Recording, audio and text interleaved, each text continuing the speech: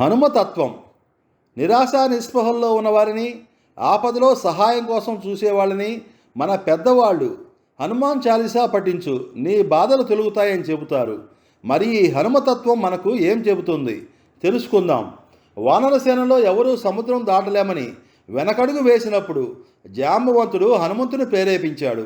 హనుమ, నువ్వే ఈ కార్యాన్ని పూర్తి చేయగలవు. సముద్రాన్ని దాటి లంకలో సీతమ్మను దర్శించమని.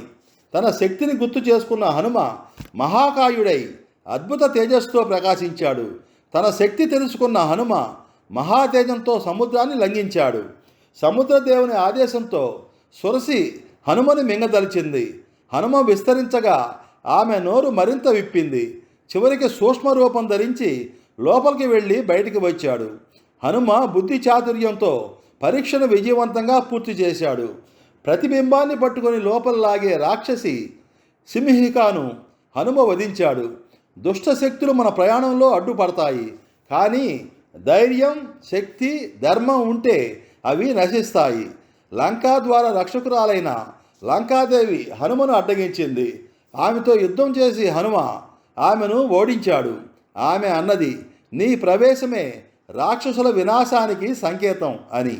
హనుమ చిన్న రూపం తీసుకొని అశోకవనంలోకి ప్రవేశించి సీతమ్మను దుఃఖంలో చూశాడు. రాముని ఉంగరం చూపించి తను రామదూతగా పరిచయం చేసుకున్నాడు. సీతమ్మ రామునికి చూర్ణమణిని ఇచ్చింది. రావణుడి సైన్యాన్ని ఎదుర్కొని పట్టుబడ్డాడు. రావణుడు వధించమంటే విభీషణుడు ఆపాడు. వాలుకు నిప్పు పెట్టగా హనుమ తన వాలును విస్తరించి లంకను దహించాడు. అధర్మ శక్తులు ఎంత బలమైనా ధర్మాగ్ని ముందు నిలవలేవు. హనుమ సముద్రం దాటి తిరిగి వచ్చి చూర్ణమణి రాముడికి అందించి సీతమ్మ దర్శనం గురించిన శుభవార్త చెప్పాడు. భక్తి, ధైర్యం, బుద్ధి, శక్తి ఇవన్నీ కలిసినప్పుడు విజయమంతా మనదే అవుతుంది. హనుమంతుడు మనలో దాగి ఉన్న శక్తికి ప్రతీక. సురసి, సింహిక, లంకాదేవి ఇవి మన జీవన యాత్రలోని పరీక్షలు, అడ్డంకులు.